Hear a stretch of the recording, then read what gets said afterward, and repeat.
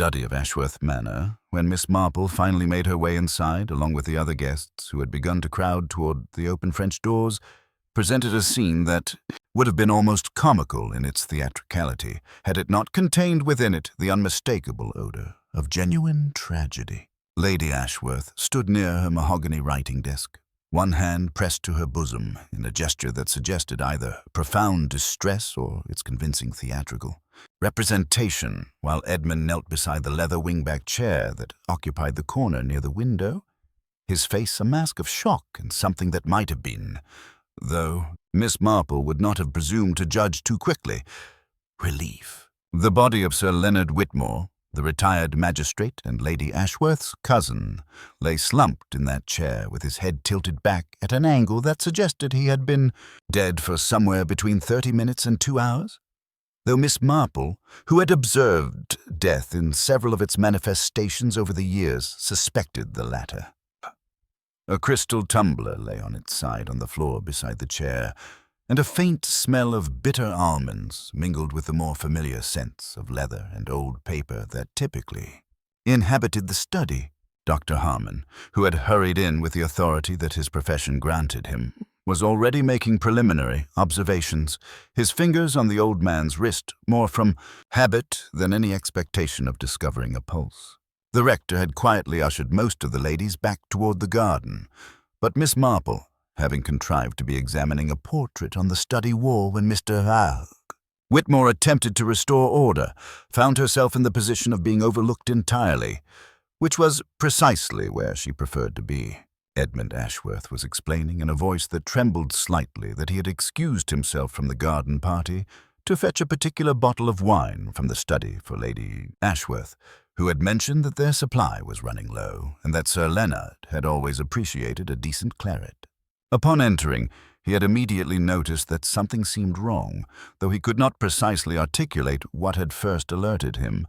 A certain quality to the stillness, perhaps, or an instinctive awareness that the figure in the chair was not simply dozing. He had not touched anything, he insisted, though his manner of speaking suggested that he was aware how unconvincing such statements often sounded to those unaccustomed to discovering corpses in their relatives' studies. Lady Ashworth, recovered somewhat from her initial shock, began to provide a more coherent narrative. Sir Leonard had arrived at the garden party at approximately 10:30, she explained, having motored over from his cottage in the neighboring village of Thatchford, where he had been living since his retirement some 5 years prior. He had seemed in adequate spirits, she said, though rather more quiet than was his usual After perhaps 30 minutes of socializing, he had complained of a slight headache and had asked if he might retire to the study for a few minutes of peace and quiet. She had directed him there herself, had even offered to fetch him an aspirin from the bathroom, but he had declined and had simply requested that he be left undisturbed for a quarter of an hour. Lady Ashworth had returned to the garden, where she had become occupied with ensuring that the Harmon girls were properly introduced to Michael Thorne, a social obligation she was considered rather pressing given his recent arrival in the village and his evident lack of suitable romantic entanglements. It was only when Edmund had come to fetch the wine that the discovery had been made, which placed Sir Leonard's death at some point during the 40 minutes or so that he had been alone in the study. Dr. Harmon, having completed his preliminary examination, pronounced that the cause of death seemed almost certainly to involve poison, a conclusion that required no great medical expertise given the telltale almond scent and the position of the body, which suggested that Sir Leonard had simply drifted into what he would have believed to be sleep. The police would need to be called, of course, and the study would need to be sealed, and within the space of perhaps 5 minutes, the careful social order of Lady Ashworth's garden party had been entirely dismantled. Miss Marple, who had been observing the scene with the quiet attention of someone examining a particularly complex piece of needlework, noted several details that seemed to her worth remembering. The writing desk appeared to have been recently used. There were papers scattered across its surface in a manner that suggested someone had been searching through them. The window, which overlooked the garden, was open slightly, and the latch appeared to have been recently wiped clean, as if someone had been concerned about leaving fingerprints. Mrs. Violet Hartley, who had appeared in the doorway moments after Edmund's discovery, had gone quite white upon seeing the body, and her hand had instinctively moved to clutch at her cardigan, in a gesture that seemed to suggest something far more personal than shock at finding a guest deceased. Most intriguingly, when Edmund had mentioned his intention to fetch a bottle of wine from the study, no one present at the garden party had seemed particularly surprised by the statement, which suggested that people were already in the habit of retrieving items from that room without special announcement or escort. As the initial chaos of discovery began to settle into the grim orderliness of a death investigation, Miss Marple quietly excused herself and made her way back to the garden, where the guests were beginning to cluster in small, anxious groups. Their summer party transformed into something far more sinister, and their comfortable assumptions about the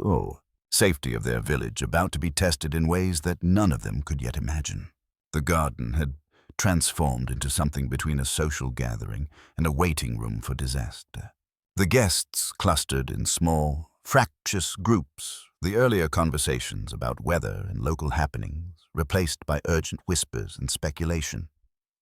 The sort of desperate theorizing that grips communities when violence intrudes upon their carefully maintained sense of order. Miss Marple positioned herself near the table of refreshments, which had taken on an almost macabre quality, now that no one seemed inclined to eat,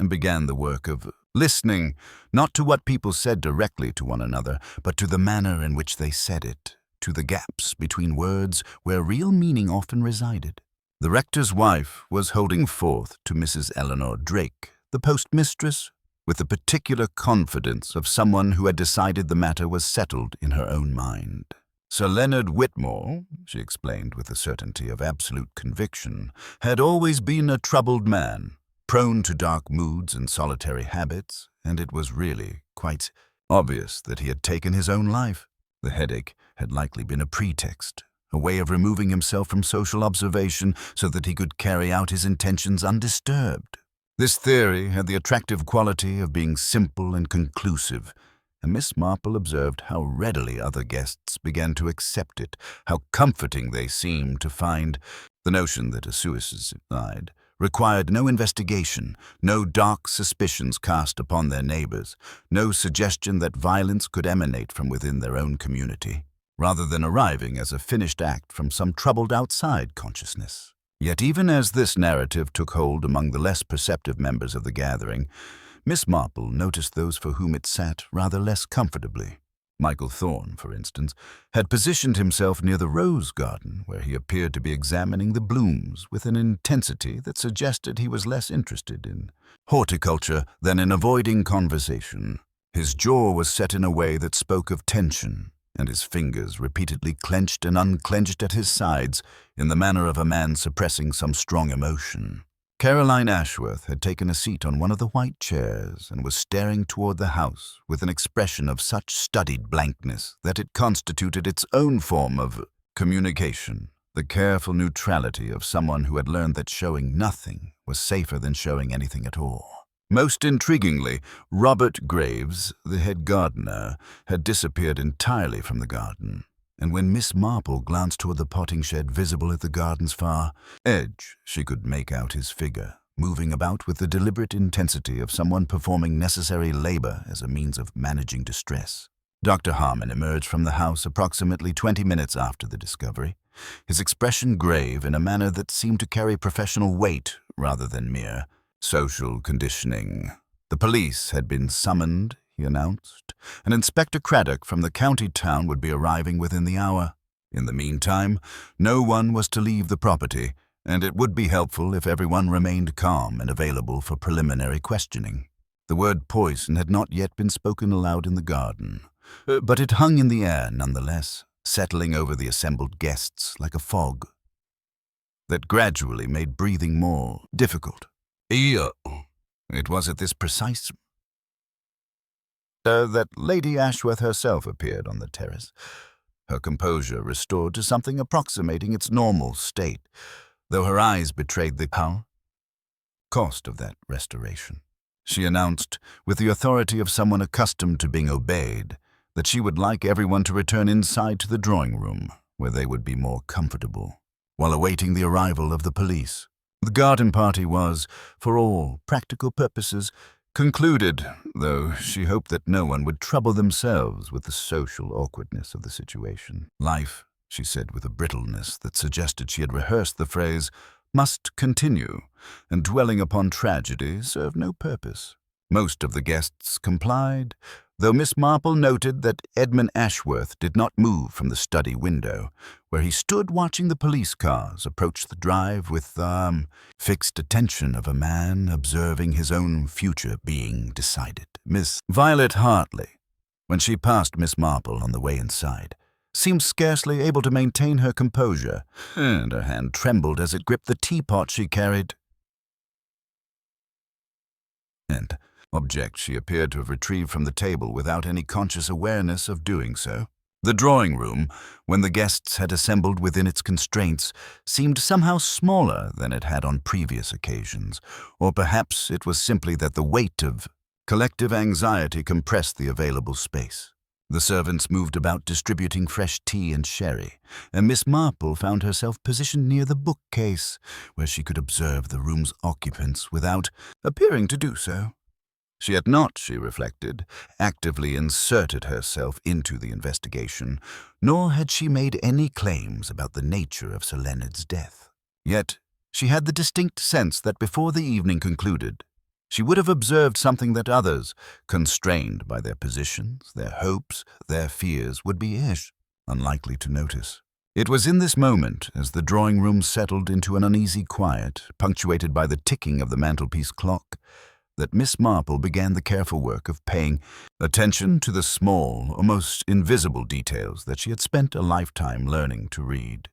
The way certain people avoided looking at one another, the frequency with which particular individuals touched their own faces or clothing, the subtle shifts in breathing that accompanied different emotional states, and the manner in which some guilty knowledge, when present in a room, seemed to leave traces in the air like a scent only certain noses could detect. Inspector Craddock arrived at Ashworth Manor with the methodical efficiency of a man who had learned that crime scenes, like crime itself, waited for no one and deteriorated rapidly, if not properly managed. He was a lean, sharp-featured man of approximately 55, with gray eyes that seemed to process information at a rate that suggested his mind was operating on several levels. Simultaneously, he had brought with him a sergeant, a younger man named Hutchins, whose primary function seemed to be writing down everything the inspector said and occasionally taking notes when he did. Witnesses provided testimony. Within 10 minutes of their arrival, the drawing-room had been reorganized into something resembling an interview space, with the inspector establishing himself at Lady Ashworth's writing table, which had been hastily moved from the study and relocated to the far corner of the room. The preliminary interviews began with those least likely to have been involved, the rector, the doctor, the shopkeepers, moving gradually toward those whose presence in the house gave them both motive and opportunity. Miss Marple, who had initially expected to be interviewed early on the basis of her age and apparent harmlessness, found herself waiting with growing interest as the afternoon progressed, and the inspector seemed to be following a particular pattern of inquiry that suggested he had already formed certain preliminary conclusions about where his investigation should focus. It was during the third hour of questioning that Inspector Craddock called Edmund Ashworth into the makeshift interview space, and Miss Marple, who had positioned herself near the doorway with a cup of tea that she had not touched, observed the young man's demeanor as he crossed the room toward the table where the inspector sat. Edmund's hands trembled slightly as he pulled out the chair, and his attempt at composure seemed to her the effort of someone attempting to hold together something that was determined to fall apart. The inspector's questions, from what Miss Marple could hear, focused initially on the timing of Edmund's entry into the study, the precise location of the crystal tumbler, and whether Edmund had noticed anything unusual about his uncle's condition when he entered the room. Edmund's answers came haltingly, and there was something about the way he phrased his responses, too detailed in some respects, vague in others, that suggested he was holding something back. Though whether that something pertained to the death itself or merely to some private embarrassment, Miss Marple could not yet determine. when Edmund was finally dismissed, looking somewhat grayer than he had when he entered, the inspector called Mrs. Violet Hartley into the room. The household manager's interview was notably briefer, lasting perhaps 10 minutes, though it seemed to Miss Marple that the brevity masked a depth of tension that the inspector had observed. Mrs. Hartley emerged from her questioning moving with the careful deliberation of someone whose legs had temporarily forgotten their function, and she made her way directly to the sideboard, where she poured herself a glass of sherry with hands that would have betrayed her emotional state to anyone observing. It was at this juncture that Miss Marple noticed something that caused her to set down her untouched teacup with more deliberation than the action strictly required. Caroline Ashworth, Edmund's young wife, had been watching the interviews with an intensity that seemed entirely disproportionate to someone merely waiting her turn. More specifically, she had been watching Michael Thorne with a frequency and duration that suggested their connection extended beyond the casual acquaintance that their months of proximity in the village would normally imply. The young man, for his part, seemed acutely aware of being observed, and his responses to her glances, when he permitted himself to acknowledge them at all, carried an undertone of something that looked remarkably like warning. It was precisely this dynamic that was interrupted when Inspector Craddock called Michael Thorne into his interview, at which point Caroline's carefully maintained composure seemed to fracture slightly. She rose from her chair and moved toward the window, ostensibly to examine the garden that she could see through the glass, though her reflection in the window suggested her attention was entirely focused on monitoring the study door and whatever happened within it. The interview with Michael Thorne lasted considerably longer than the previous ones, 20 minutes or perhaps more,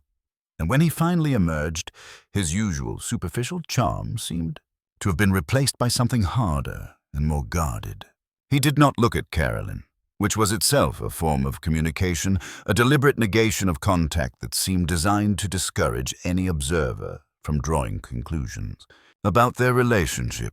It was at this moment that Miss Marple realized something that caused her to lean back in her chair with the stillness of someone who has just perceived the outline of a much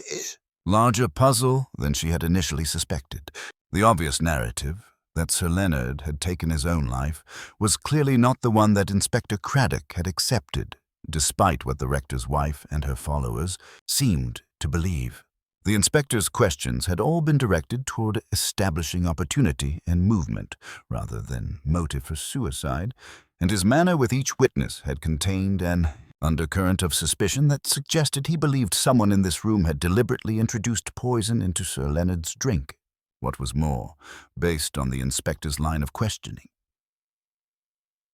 the patterns of tension that Miss Marple had observed, he seemed to believe that person was Edmund Ashworth, whose access to the study, whose trembling hands, whose complicated financial situation, briefly mentioned in one of the whispered conversations Miss Marple had overheard in their garden, made him an attractive candidate for guilt. Yet Miss Marple, who had spent a lifetime observing the ways in which human beings betrayed themselves, had noticed something that the inspector, for all his competence and experience, seemed to have overlooked. The person in the drawing room who most closely resembled someone concealing guilt was not Edmund at all, but rather Robert Graves, the head gardener, who had not yet been called for interview and who was now watching the proceedings from his position near the fireplace with an expression of such carefully suppressed knowledge that Miss Marple found herself wondering whether she was observing someone who had committed murder or someone who knew precisely who had. Inspector Craddock's call for Robert Graves came at approximately 4 o'clock in the afternoon, by which time the drawing-room had begun to assume the quality of a waiting room in some purgatorial institution where time moved differently than it did in the outside world. The head gardener rose from his position near the fireplace with the deliberate slowness of a man approaching an inevitability he had been bracing himself for, and as he made his way toward the inspector's table, Miss Marple observed that his weathered face had taken on a peculiar quality, something between resignation and defiance that suggested he had already decided what he would and would not reveal. The interview between Inspector Craddock and Robert Graves lasted longer than any that had preceded it, nearly 40 minutes by Miss Marple's estimation, and during that time the drawing room seemed to hold its collective breath. The other guests maintained the pretense of ordinary activity, reading newspapers that they were not actually absorbing, making conversation that served no purpose beyond filling silence, arranging and rearranging the cushions on the furniture. But their attention was entirely focused on the closed study door and what was happening within. What was remarkable, Miss Marple noted with the precision of long practice, was the absence of speculation regarding Graves himself. Edmund Ashworth had been the subject of considerable whispered conversation throughout the afternoon, his every gesture analyzed and reinterpreted in light of the suspicion that seemed to have settled upon him. But Robert Graves, despite the length of his interview and the evident intensity of the inspector's questioning, audible at moments through the closed door, seemed to have been largely excluded from the village imagination as a possible suspect. This oversight, Miss Marple reflected, was entirely understandable. Graves was 60 years old, a man of limited means and no apparent motive to harm Sir Leonard Whitmore. He had been employed at Ashworth Manor for 3 decades, had never shown any inclination toward violence or even particularly strong emotion of any kind, and his entire existence seemed to be oriented toward the single purpose of maintaining the gardens in their current state of horticultural excellence. Yet it was precisely this ordinariness, Miss Marple had learned over the years, that made certain individuals invisible to investigation. People saw what they expected to see, and when those expectations were sufficiently strong, they overlooked everything else. When Robert Graves finally emerged from his interview, his expression had not changed appreciably, though Miss Marple noticed that his hands were trembling in a way that they had not been before, and his breathing seemed to require more conscious effort than it had previously. He resumed his position near the fireplace, but something had shifted in his demeanor. The careful neutrality that he had maintained throughout the afternoon had been replaced by something that looked remarkably like relief, as if a burden he had been carrying had been set down, at least temporarily. It was at this moment that Inspector Craddock called for Miss Marple herself, surprising her considerably, as he had not yet interviewed the majority of the younger guests or several of the village women who had attended the garden party. She rose with the careful deliberation of age and made her way to the study, where she found the inspector reviewing his notes with the intensity of a man who had encountered something unexpected in his investigation. He gestured toward the chair with a courtesy that suggested he had done some checking on her background and had determined that she was not merely an elderly attendee at a social gathering, but rather someone whose judgment and discretion had been occasionally consulted by authorities in the past. The inspector's questions, when he posed them, were notably different from those he had directed toward the other witnesses. Rather than asking about times and movements, rather than probing for motive and opportunity, he seemed instead to be soliciting her general impressions of the people present at the garden party. What had she observed about the relationships between the various guests? Had she noticed any particular tensions or animosities? Had there been anything about the day's events that had struck her as unusual or noteworthy? It was, Miss Marple realized, a form of interview that revealed rather more about the inspector's state of mind than it might have about her own observations. He was troubled, she could discern. Not about whether Edmund Ashworth had committed the murder. The evidence against him seemed circumstantial but suggestive, but rather about some element of the case that did not quite align with his conclusions. She chose her words with considerable care, observing that the village, like all villages, contained within itself the usual network of secrets and understandings that outsiders rarely perceived. She mentioned, in passing, that she had observed what seemed to her to be a notable connection between Caroline Ashworth and Michael Thorne, though she was careful to note that such connections were hardly unusual in communities where young people of similar ages naturally gravitated toward one another. She observed that Mrs. Violet Hartley seemed to possess an unusual degree of distress regarding Sir Leonard's death. though this too might be explained by the shock of discovery rather than any deeper knowledge. And she noted, in the most careful and tentative manner possible, that Robert Graves had seemed to her like a man carrying information that he had been uncertain whether to share with the authorities, though she admitted freely that such impressions were often unreliable and frequently said more about the observer than the observed. When the inspector had finished his questions and Miss Marple had returned to the drawing-room, she found that something had shifted in the atmosphere of the gathering. The afternoon had given way to early evening,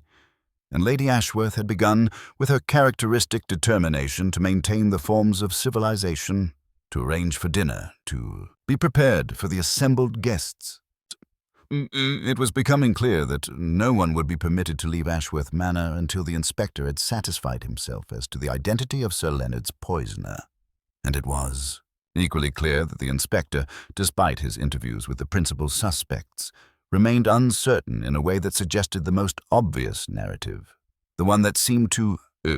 place Edmund Ashworth at the center of the crime, was not, in fact, the true one. Dinner at Ashworth Manor that evening possessed a quality of the surreal, as if the assembled guests had collectively agreed to participate in a theatrical production of normalcy, while existing simultaneously in a state of profound unease. Lady Ashworth had insisted, with the stubbornness of a woman determined not to allow circumstance to dictate her social arrangements, that they would dine formally in the dining room rather than taking a simple meal in the drawing-room. The long table had been set with silver and crystal.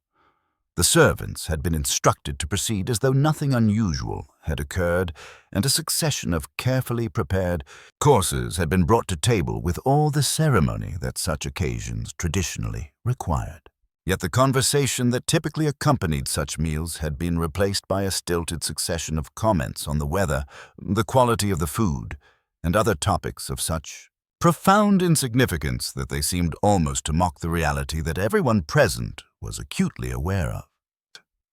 It was during the soup course that the door to the dining room opened and Inspector Craddock appeared, his expression carrying the particular gravity that suggested he had arrived at some form of decision regarding his investigation. He requested, with a courtesy that seemed oddly at odds with the circumstances, that the assembled guests remain at table while he made certain announcements. The preliminary laboratory analysis of the poison found in Sir Leonard Whitmore's system had been completed, he explained, and it had revealed cyanide, a substance that, while not impossible to obtain, required a degree of access and knowledge that narrowed considerably the field of probable perpetrators. More significantly, the examination of the study itself had revealed evidence of a struggle, subtle but present, a chair that had been moved from its original position, papers that had been scattered across the desk in a manner inconsistent with natural disorder, and a window latch that bore faint traces of having been recently manipulated, suggesting that someone might have attempted to arrange the scene to appear as though Sir Leonard had acted alone. These findings, the inspector continued, indicated that the death was almost certainly a murder rather than a suicide, and that the killer had attempted, with varying degrees of success, to disguise the fact. It was at this juncture that Edmund Ashworth rose abruptly from his chair, his face flushed with what appeared to be a combination of anger and vindication. He insisted with considerable vehemence that these discoveries proved his innocence in the matter, as he had not possessed the knowledge or the motivation to commit such an act, and the circumstantial evidence that had seemed to point toward him, his access to the study, his discovery of the body, his troubled financial circumstances, meant nothing in light of this new evidence. The inspector, however, did not immediately respond to Edmund's protestations. Instead, he turned his attention to Robert Graves, who had continued to consume his soup with the steady deliberation of a man determined not to allow circumstance to interrupt his meals. The inspector noted that certain of his questions to Graves had received answers that seemed, upon further reflection and upon comparison with statements made by other witnesses, to be considerably less than truthful. Graves had claimed, for instance, that he had remained in the garden throughout the entire duration of the garden party, attending to various horticultural tasks. Yet the head groundskeeper, when questioned separately, had reported seeing Graves near the house at approximately the time when Sir Leonard would have been alone in the study. Moreover, cyanide was a substance sometimes used in horticultural applications, and the potting shed where Graves spent a considerable portion of his time would be precisely the location where such a substance might be stored without raising particular comment or concern. Graves set down his spoon with deliberate care and looked directly at the inspector with an expression that seemed to contain something like resignation. He did not, however, immediately confess to the murder. Instead, he rose slowly from the table and excused himself, requesting permission to retire to his quarters in the cottage adjacent to the house. The inspector, who seemed to have anticipated this response, nodded his permission, instructing Sergeant Hutchins to follow Graves and ensure that he did not depart the property. As the head gardener made his way from the dining room, Miss Marple observed something that caused her to set down her own spoon and lean back in her chair with the stillness of someone who has just perceived a crucial detail. The expression on Caroline Ashworth's face was not one of relief or vindication at the direction the investigation seemed to be taking. Instead, it was an expression of something remarkably close to fear, and her hand had involuntarily reached across the table toward Michael Thorne, who had immediately withdrawn, his own hand as if her touch had burned him. This gesture, subtle though it was, communicated more clearly than any spoken confession could have done that the connections between the various parties present at the garden party were considerably more complex than they had initially appeared. Mrs. Violet Hartley, Miss Marple noted, had gone quite pale, and her fork had frozen halfway to her mouth, remaining suspended in midair in a gesture that suggested her ability to maintain even the pretense of normalcy had reached its limit. The inspector seemed not to have noticed these subtle reactions, his attention being focused on the papers before him and the calculations he was apparently making regarding the likelihood of Graves's guilt based on the various pieces of circumstantial evidence that had accumulated throughout the afternoon. Yet Miss Marple, from her position at the table, found herself increasingly convinced that the inspector, for all his competence and his methodical approach to investigation, had arrived at a conclusion that was not entirely accurate. She had spent the evening observing not the actions of the guilty, but the reactions of the innocent, and what she had observed suggested that the truth of Sir Leonard's death was considerably more layered and more intimate than the simple narrative of a gardener driven to murder by some unknown motive could possibly encompass. The evening progressed into night, with the peculiar quality of time suspended in uncertainty, and by the time the assembled guests had been released from the dining room, it was, nearly 10 o'clock. Lady Ashworth, with the determination of a woman who refused to allow tragedy to disrupt entirely the rhythms of hospitality,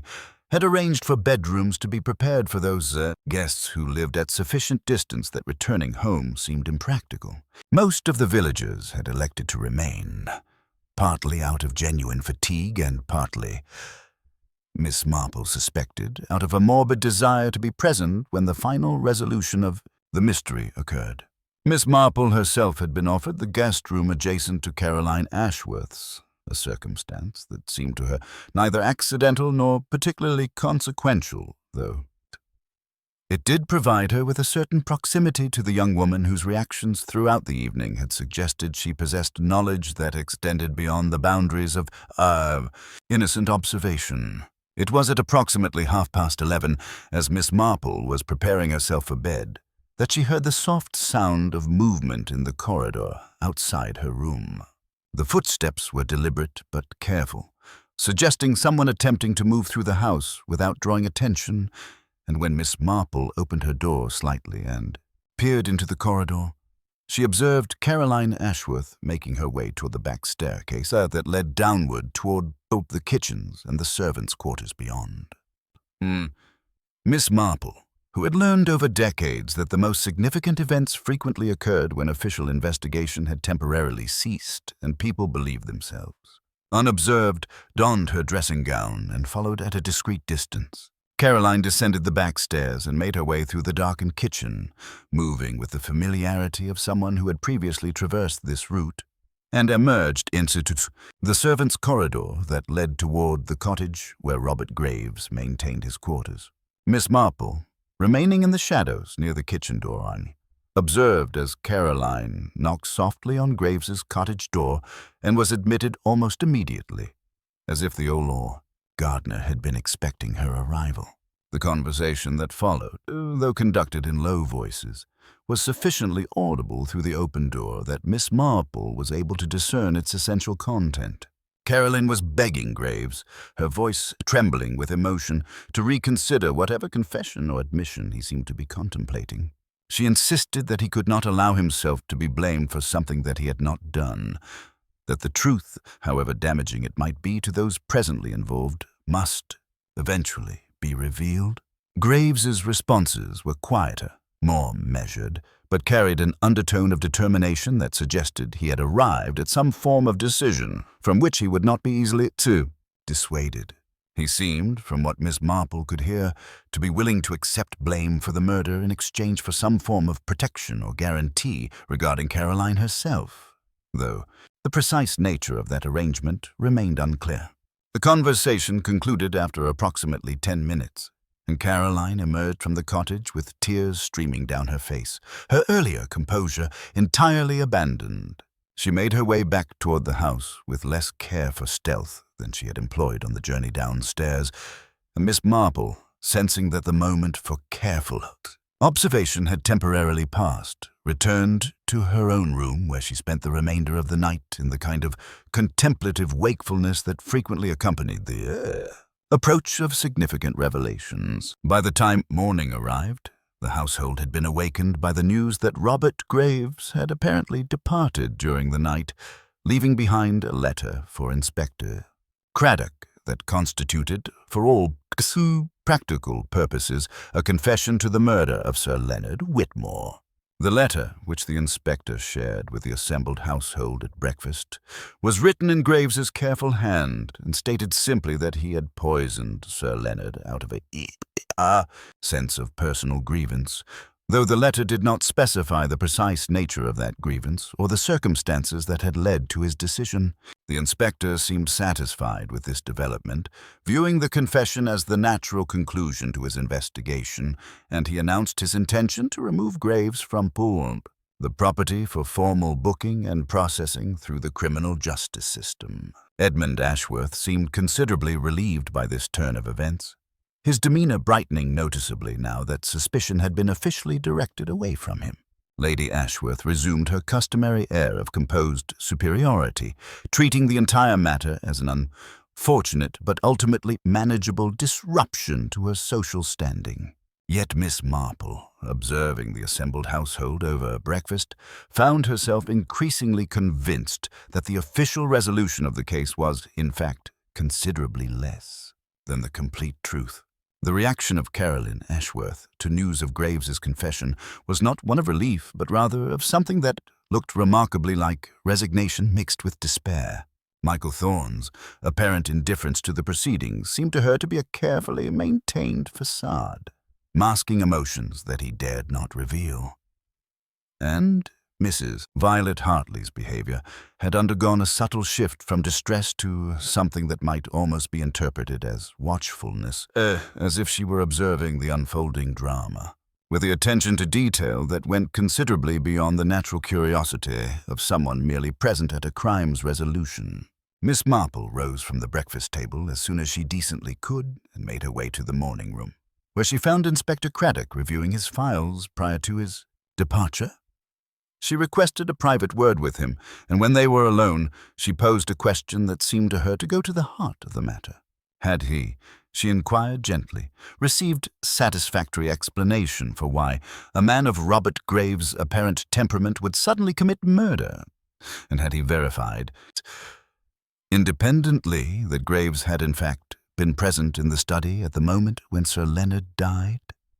The inspector's response was notable for its hesitation, and Miss Marple observed that whatever confidence he had possessed regarding the resolution of the seemed to have been shaken by her inquiry. Inspector Craddock's hesitation was brief but unmistakable,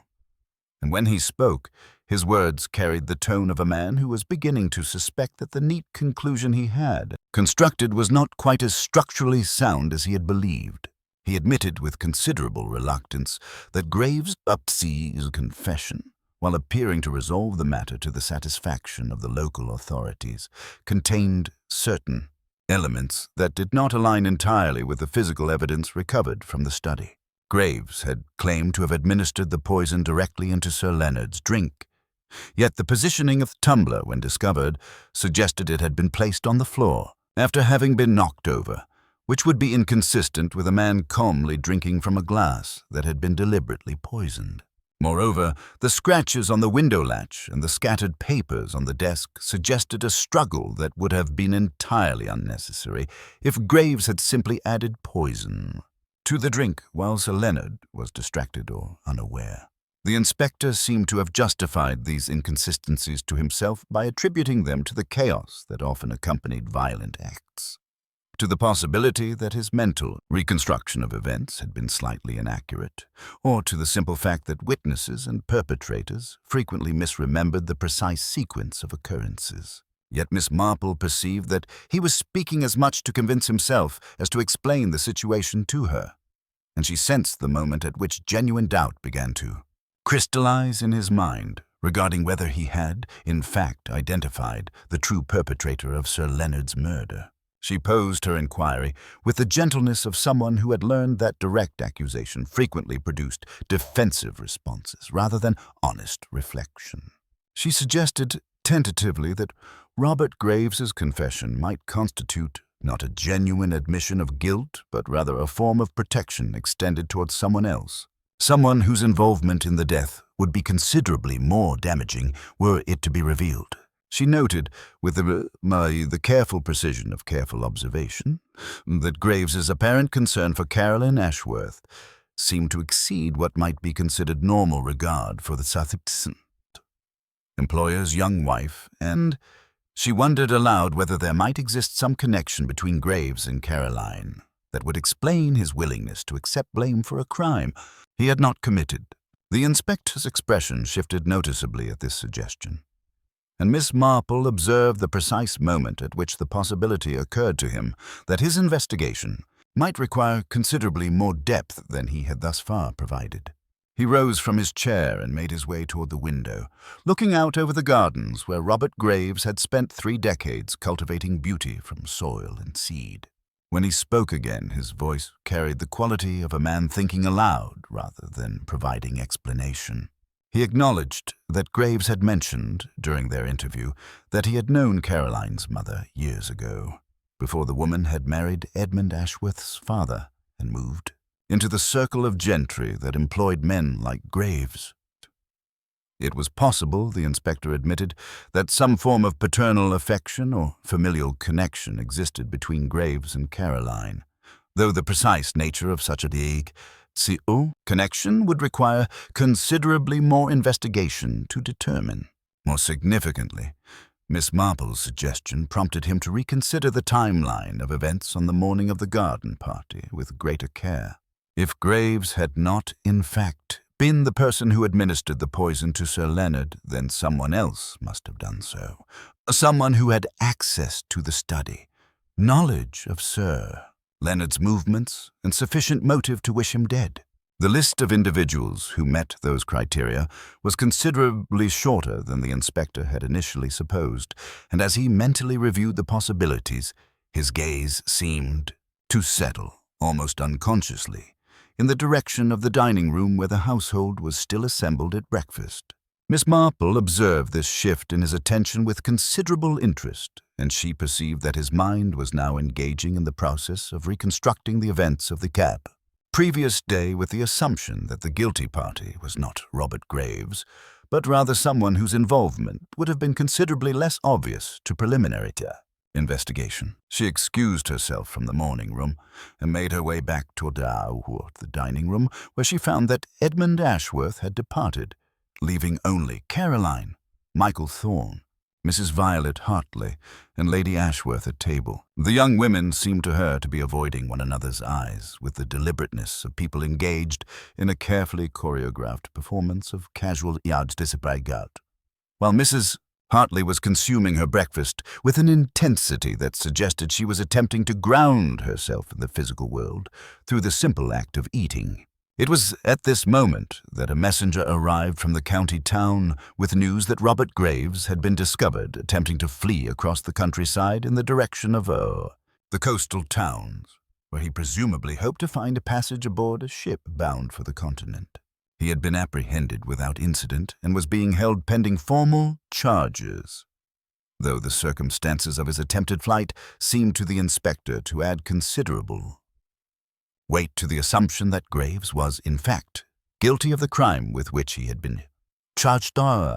Yet Miss Marple, observing the reactions of those present in the dining room to this news, found herself increasingly convinced that Graves's attempted flight constituted not a confirmation of guilt, but rather a continuation of his apparent determination to protect someone else by accepting blame that did not, in fact, belong to him. She excused herself from the dining room and made her way to the study, where she spent the next hour in careful examination of the scene where Sir Leonard Whitmore had died, paying particular attention to the details that seemed to her to be most significant and least obvious to those engaged in the official investigation.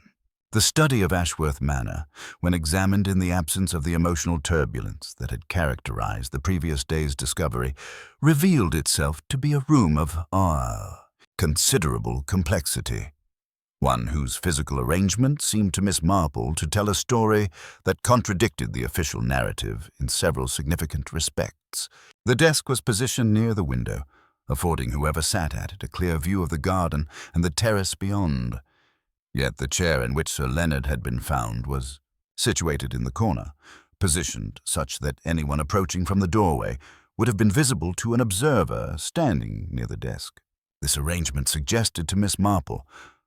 that Sir Leonard had likely been moved to that corner position after whatever initial confrontation had occurred, a conclusion that was reinforced by the slight discoloration of the carpet beneath the chair that suggested some form of liquid, tea or poison or perhaps blood, had been spilled and hastily cleaned. The window latch, which the inspector had noted, bore signs of recent manipulation, seemed to Miss Marple to have been deliberately wiped clean with such care that it suggested someone wishing to prevent the accumulation of fingerprints. Yet the wiping itself was imperfect, leaving traces of moisture in the grooves of the mechanism, traces that would have been entirely unnecessary had the window simply been opened and closed by the murderer as part of a natural sequence of events. Instead, the careful wiping suggested deliberate staging, an attempt to create the impression that an escape route had been employed, when in fact the person responsible for Sir Leonard's death had likely never left the room through any means other than the door by which they had entered. It was as Miss Marple was engaged in this care of examination that she heard the sound of movement in the corridor outside the study, and when she turned she found herself confronted with the figure of Mrs. Violet Hartley, whose expression suggested she had not expected to encounter anyone in the room, and whose immediate instinct seemed to be to retreat. Miss Marple, however, with the gentle courtesy that had served her so effectively throughout her life, invited the woman to enter rather than withdraw, suggesting that Mrs. Hartley might benefit from a moment of private conversation away from the social scrutiny of the household. The household manager seemed to struggle with this invitation, her hands clenching and unclenching at her sides in the manner of someone engaging in an internal battle regarding whether to speak or remain silent. Finally, as if some dam of restraint had broken, she entered the study and closed the door behind her, leaning against it as though she required its physical support to remain upright. Mrs. Hartley began to speak with the halting quality of someone unused to confession, explaining that she had known Sir Leonard Whitmore for considerably longer than anyone in the household was aware, that their connection extended back nearly 30 years to a time before his retirement, when he had been a magistrate with considerable influence in the court region. She had been young then, she explained, and foolish in the manner that young women frequently are, and she had been involved in a situation. She did not specify its exact nature, but Miss Marple inferred from her tone that it involved some form of scandal or impropriety that Sir Leonard had deliberately concealed from a public knowledge as a favor to her mother, with whom he had maintained a long and complicated relationship that transcended the boundaries of simple acquaintance. When Sir Leonard had announced his intention to retire and move to Thatchford, Hartley had believed that the past would remain safely buried, that the secret which he had kept for so long would die with him when the time came for his death. Yet when he had arrived at the garden party, she had observed him engaging in conversation with Robert Graves near the rose garden, and from their body language and the intensity of their discussion, she had perceived that Sir Leonard was apparently attempting to extract information from Graves regarding some aspect of Mrs. Hartley's history that he had previously been content to allow to remain hidden. She had become, she admitted, extremely concerned at this prospect, and she had contrived to intercept Sir Leonard as he made his way toward the study to rest, suggesting that he might benefit from a moment of fresh air in the garden, rather than retirement to the interior of the house. Sir Leonard had declined her suggestion, had instead insisted upon his need for solitude, and had proceeded into the study, closing the door behind him. It was at this precise moment, Mrs. Hartley explained, that she had observed Michael Thorne approaching the study door with what seemed to her to be purposeful intent. She had not understood his purpose at that moment, nor had she been certain whether his approach to the study constituted anything more than a coincidence of timing. She had, however, remained in the corridor, alert to any sound that might suggest difficulty within the room. She had heard nothing, no cry of distress, no indication of struggle. Yet when Edmund had emerged from the study perhaps 40 minutes later and called out that he had found Sir Leonard dead, something in her had immediately understood that Michael Thorne's visit to the study, whatever its stated purpose, must have concluded with an act considerably more sinister than mere conversation. She had not, she insisted, possessed any concrete evidence of Michael Thorne's involvement in Sir Leonard's death, nor had she any knowledge of his motive for committing such an act. She had, however, observed his relationship with Caroline Ashworth, and she had recognized in their interactions the signs of a connection that went considerably beyond innocent acquaintance. And she had wondered whether Sir Leonard, in his capacity as the elder statesman of the family, had perhaps discovered or suspected this relationship and had expressed disapproval that Michael had found intolerable. The confession that Mrs. Violet Hartley had offered to Miss Marple, though it lacked the legal precision and definitiveness that an official statement to the police would have required, nonetheless provided the essential framework upon which the true architecture of Sir Leonard's death could now be constructed. Miss Marple listened with her customary quiet attention, asking few questions, but observing with considerable care the manner in which Mrs. Hartley's narrative progressed, noting which details she emphasized and which she seemed to downplay, which emotions she permitted herself to express and which she appeared to suppress with deliberate effort. Mrs. Hartley had concluded her account, Miss Marple suggested, with the gentleness that had characterized their entire conversation, that the woman might consider sharing what she knew with Inspector Craddock, that the weight of maintaining such knowledge seemed to her to be exacting a considerable toll. Miss Hartley appeared to struggle with this suggestion, expressing concern that her revelation would expose not only Michael Thorne's likely guilt, but also the details of her own past, details that she had spent 3 decades attempting to keep hidden from public scrutiny. Miss Marple acknowledged the validity of this concern, while gently observing that the suppression of evidence, however motivated by personal embarrassment or fear, could itself constitute a form of moral failure, and that sometimes the price of truth was considerably less than the cost of continued deception. After Mrs. Hartley had departed from the study, leaving Miss Marple to contemplate the implications of what she had been told, The old woman made her way to the drawing room where she found Inspector Craddock engaged in conversation with Lady Ashworth regarding the arrangements that would need to be made now that the investigation seemed to be concluding. Miss Marple requested a private word with the inspector, and when they had relocated to the morning room, she posed her inquiry with the careful precision of someone who had learned that direct accusation frequently produced defensive reactions that obscured rather than clarified the truth. She asked whether the inspector had considered the possibility that Michael Thorne, rather than Robert Graves, might constitute the actual perpetrator of Sir Leonard's murder, and she suggested that Mrs. Violet Hartley possessed information that might substantiate such a theory. The inspector's response to this suggestion was initially one of skepticism, as Michael Thorne had seemed to him a man of insufficient motive and considerable social standing, the sort of person who would be unlikely to resort to murder when other means of resolving conflicts were available to him. Yet as Miss Marple outlined the connections she had observed, the apparent relationship between Michael and Caroline Ashworth, Sir Leonard's apparent discovery of or suspicion regarding this relationship, the likelihood that the retired magistrate would have expressed disapproval that might have been perceived as either a threat or an obstacle to Michael Rushnell's ambitions. The inspector began to perceive the outlines of a narrative that possessed considerably more coherence than the one constructed around Robert Graves' guilt. He agreed to conduct an additional interview with Michael Thorne, though he warned Miss Marple that without concrete physical evidence connecting the young man to the crime, a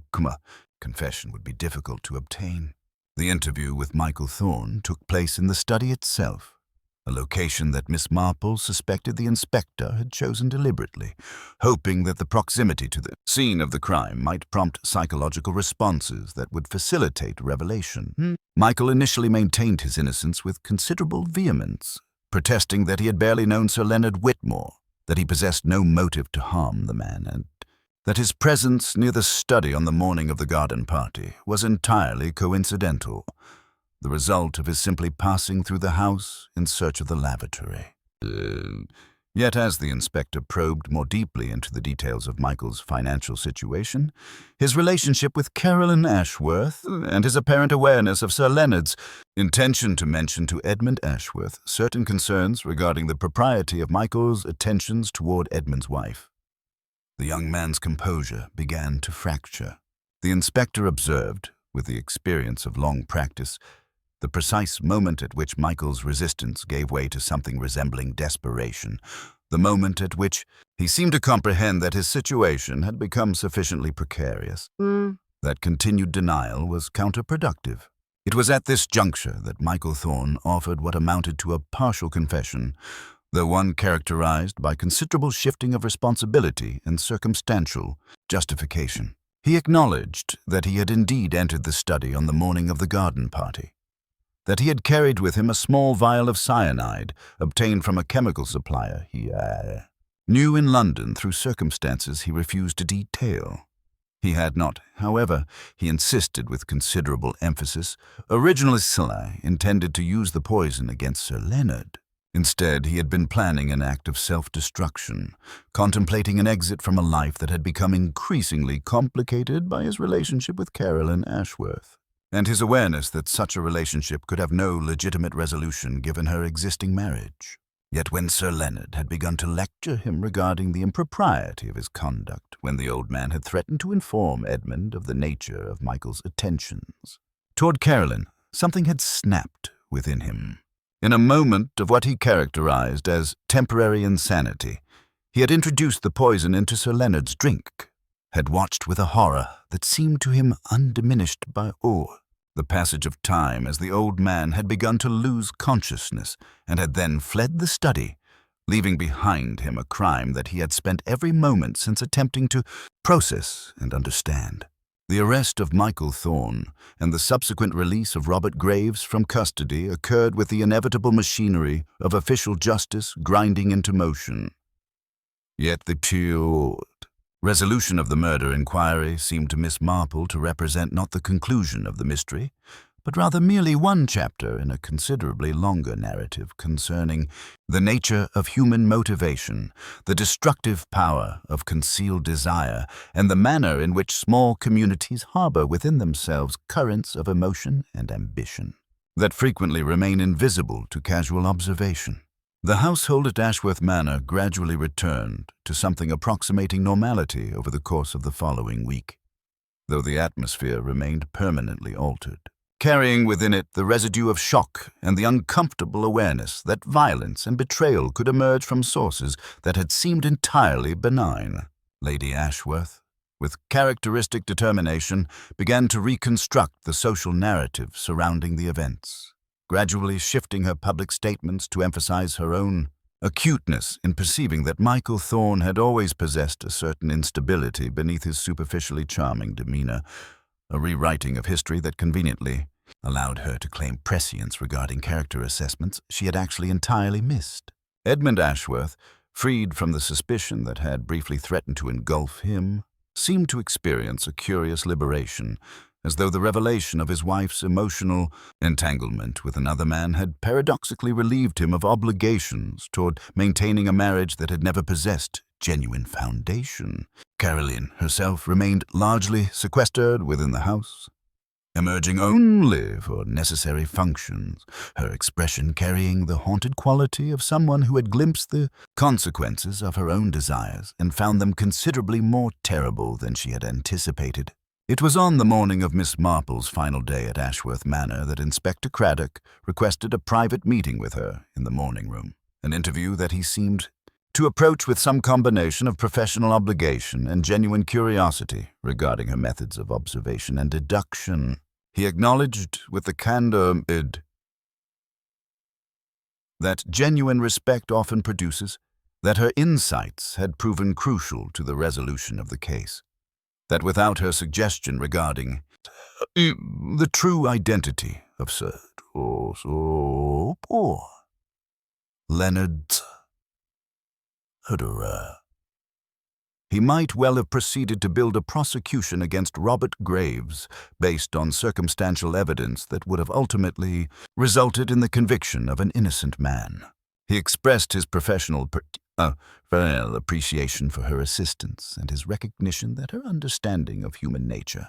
and her ability to perceive patterns that others overlooked constituted a form of detective work that operated according to principles considerably different from those that governed official investigation. Miss Marple received these compliments with the gracious modesty that characterized her responses to recognition, though she gently suggested to the inspector that his own investigative abilities had been entirely adequate to the task, that he had required only the supplementary perspective that sometimes comes from approaching a situation without the constraints of official procedure or the psychological investment in particular conclusions. She reflected to him that the tragedy of Sir Leonard's death had ultimately been rooted not in any spectacular or elaborate conspiracy, but rather in the simple human tendency to conceal truth,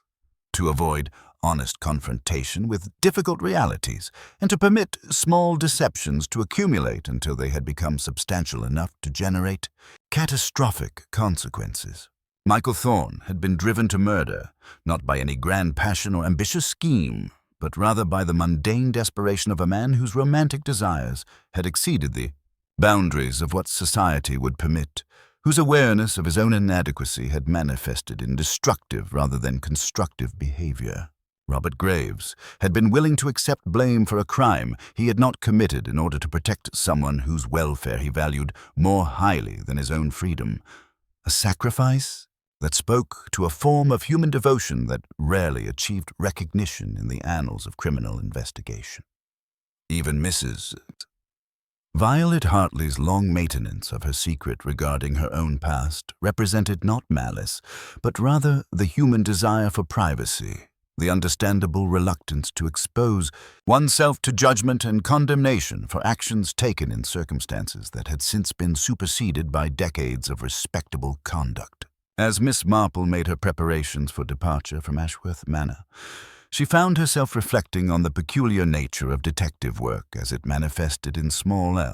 Communities, the manner in which the investigation of crime necessarily involved the exposure of the intricate web of relationships, secrets, and concealed motivations that constituted the true social structure beneath the polite surface that communities presented to the outside world. The village of Shawl Edge would gradually reconstruct its sense of normalcy, would gradually cease to speak of the events surrounding Sir Leonard Whitmore's death, and would slowly reintegrate Michael Thorne's crime into the background of local history, where it would become merely one incident among many that had marked the passage of time and the transformation of community life.